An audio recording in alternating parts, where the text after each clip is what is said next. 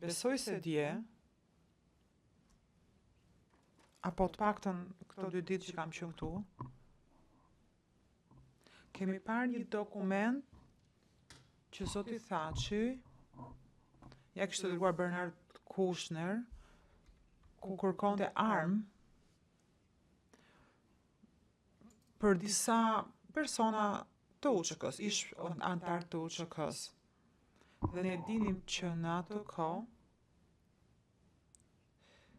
se të paktën pas mendimit tonë, kjo nuk duhet të ndodhte. Po ne kuptuam që ishte një urlitse, kjo ishte përshtypja jonë. Po kryen të detyrën që ja kishin kërkuar të tjerët.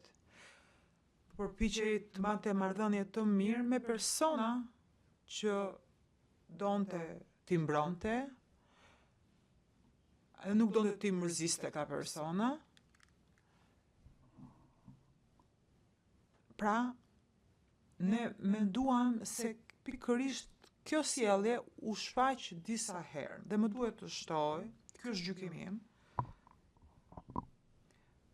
Do të shtoj dhe episodin që është përshkruar në librin e Mike Jackson, që ka qenë shumë kohë më pas. Zoti Thaçi nuk ishte marrë shumë pjesë në negociatat mes KFOR-it dhe udhëheqësve të lëvizjes së UÇK-s.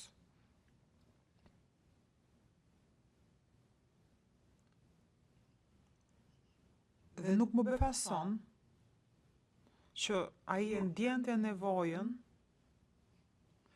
që ai të bënte të qartë për krahun e tij të fortë.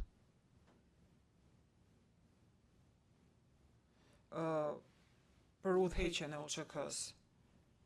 A do të ishte suksesshme apo jo, kjo është diçka më vete, aso kohe, unë thjesht mund të hamendësoj.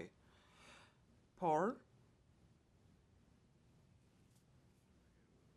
po kërkesa e tij që Jacksoni të shkonte në qytet të takonte, aso kohe, ishte shumë serioze. Po ishte edhe për të qeshur njëkohësisht. Po ky ishte një djalë i ri që po përpiqej të ishte i suksesshëm.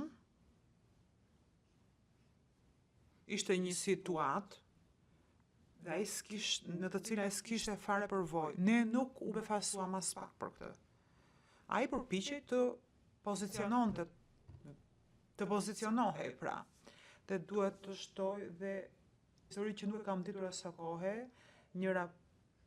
pasur një raport që ai mbante municione në male. Unë s'kam parë një provë që të ketë ndodhur kjo rregullisht. Po ky ishte një djalë i ri, ambicioz, e bëri këtë një herë, sepse donte të arrinte diku. Sigurisht që është normale ta ketë bërë këtë sepse ai kërkonte të cimentonte pozicionin e vet. Nuk mendoj se kjo cënon gjykimin ton apo ndryshon gjykimin ton, sa i takon marrëdhënies që ka pasur me komandantët e UÇK-s, komandantët e terrenit të UÇK-s.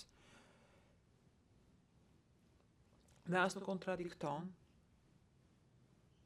gjërat që ka thënë publikisht, që janë publike, ku ka advokuar në fakt për të mos pasur akte dhune dhe të mbroheshin pakicat.